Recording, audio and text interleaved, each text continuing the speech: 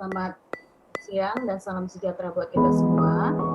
Kami dari kelompok 4 akan mempresentasikan hasil dari diskusi kami mengenai Thomas S. Kuhn dan revolusi ilmiah oleh kelompok 4, yaitu saya sendiri, Birna Mastiur Syahaan dengan NIM 8216182040 dan teman saya Meli Andriani Ginting dengan NIM 8216182026.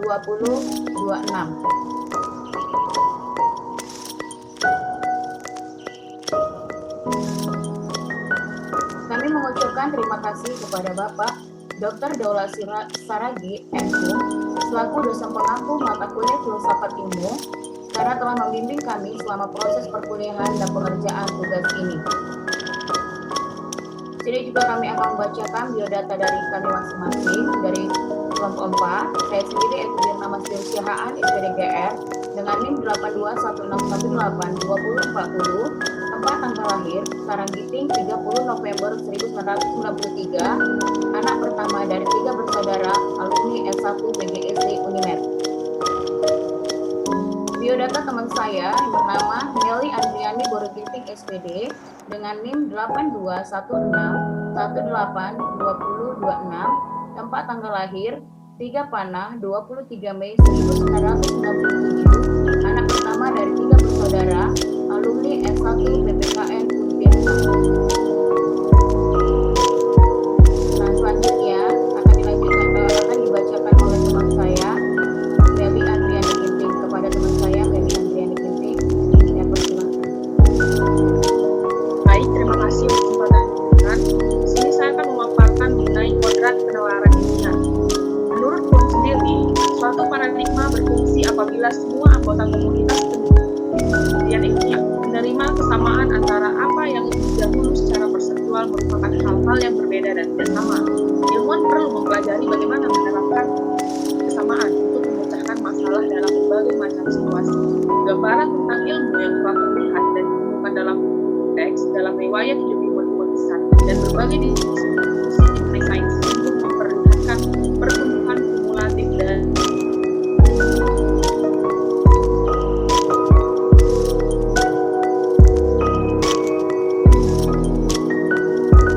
kemudian Kuhn menegaskan bahwa para ilmuwan terlibat langsung dalam suatu paradigma dan bukannya suatu hal eksidental dalam riset ilmiah.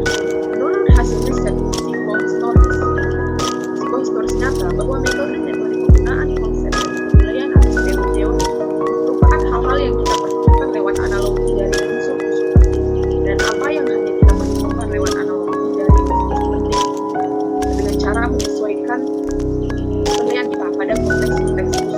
Bagi Kuhn, paradigma mutlak untuk membuat riset yang berguna, sebab kita perlu memiliki cara-cara membuat interpretasi tentang observasi, mengetahui teka-teki mana yang penting, dan untuk bisa membedakan apa yang dapat dilihat sebagai solusi bagi sebuah teka-teki.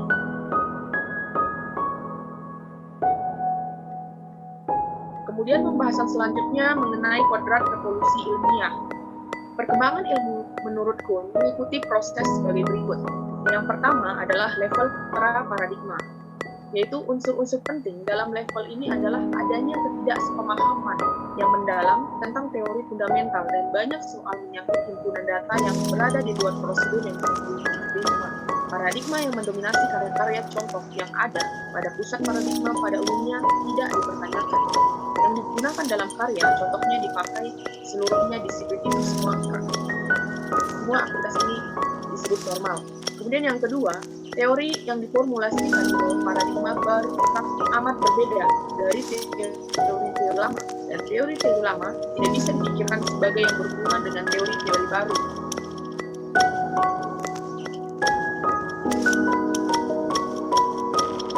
Kemudian ada beberapa diskusi kritis. Banyak kritikus bingung, baik oleh penjelasan Kuhn tentang perkembangan sains maupun oleh penjelasan Kuhn tentang klaim-klaim filosofisnya.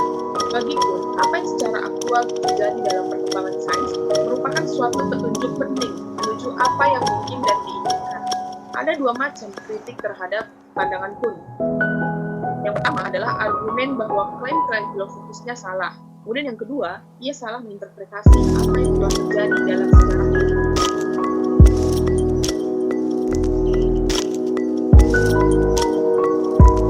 Kemudian pandangan Kuhn tentang persepsi. Kuhn mengemukakan 4 klaim berbeda dalam diskusinya. Yang pertama, bahwa kita mengubah titik fokus kita ketika kita dididik dalam suatu paradigma, dan karena itu kita mengamati hal-hal yang sebelumnya pernah kita amati, persepsi-persepsi kita berubah. Kemudian yang kedua ialah bahwa lewat masuknya kita ke dalam paradigma secara otomatis, kita belajar membuat klasifikasi benda-benda yang khusus dan melihat mereka secara khusus sesuai dengan klasifikasi ini. Bagaimana mereka tampil dalam pengalaman kita. Kemudian poin ketiga ialah bahwa latihan dalam suatu paradigma secara hurufiah merubah pengalaman-pengalaman kita dan konsep-konsep terkait. Dan karena itu, kita secara aktual melihat hal-hal yang tidak pernah kita alami atau kenal sebelumnya.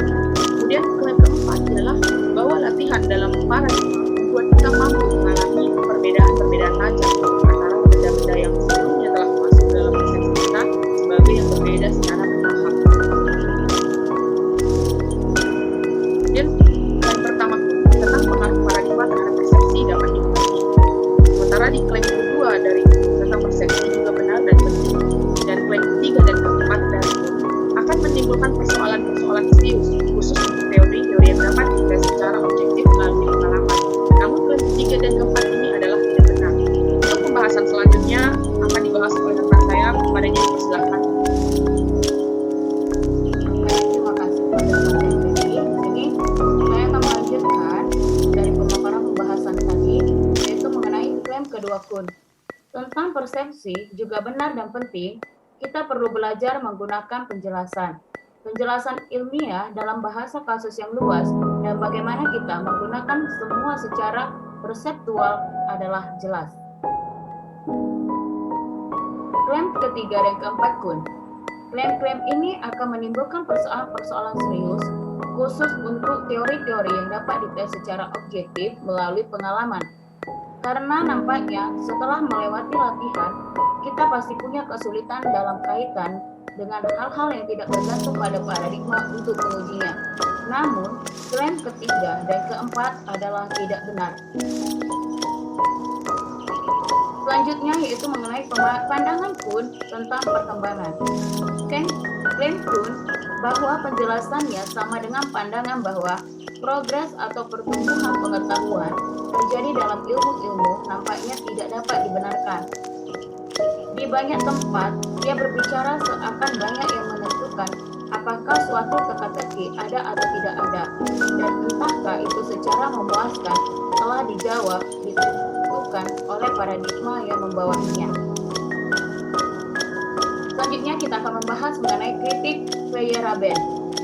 Feyerabend mengatakan bahwa salah satu dari hal yang paling bermanfaat tentang ilmu ialah bahwa berisikan ideal-ideal normatif yang anti-autoritarian.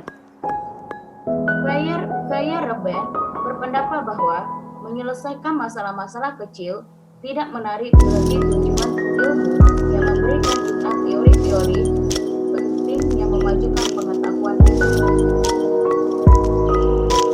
Pandangan Kuhn tentang kumulativisme. Kumulativisme adalah doktrin bahwa suatu pertumbuhan kumulatif dari pengetahuan terjadi dalam ilmu. Dalam arti bahwa setiap teori yang muncul berurutan berisikan semakin banyak klaim-klaim kebenaran. Suatu kritik lebih besar dari argumen Kuhn melawan kumulativisme ialah bahwa ia memegang suatu teori problematis tentang komponen teori-teori yang memampukan mereka untuk bereferensi pada dunia. Banyak orang katakan bahwa cara paling baik untuk menghindar dari kesulitan dan mengenakan kumulativisme ialah menerima bahwa cara dalam mana suatu teori berhubungan dengan dunia bukannya melalui asumsi-asumsi metafisis di baliknya, melainkan melalui hubungan kasual yang mendasarkan referensi dan secara langsung. Selanjutnya kita akan membahas mengenai pandangan Kuhn terhadap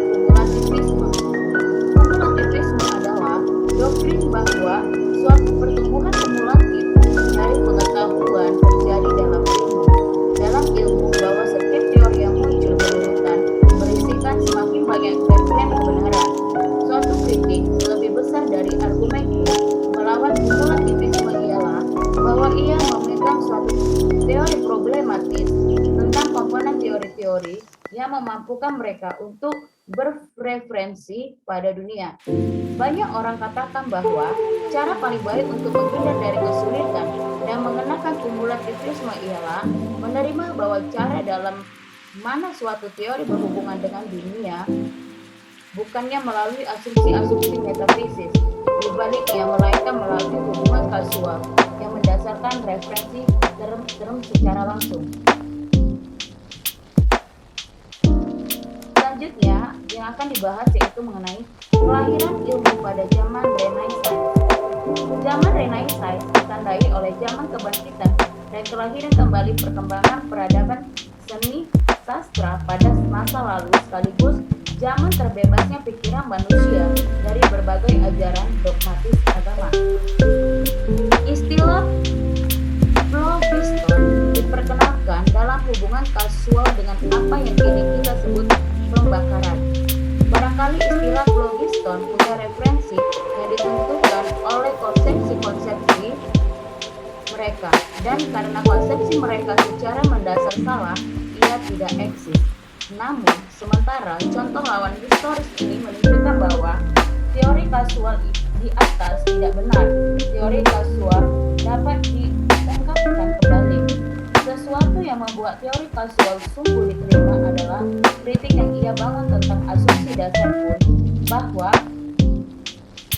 pendapat-pendapat teoritis yang kita miliki tentang dunia dapat membangun referensi pada item-item real, bagaimana juga citra kumulatif tentang pertumbuhan ilmiah dapat dengan tepat diterapkan hanya pada teori-teori atau bagian-bagian teori yang diyakini oleh para ilmuwan sebagai cukup benar.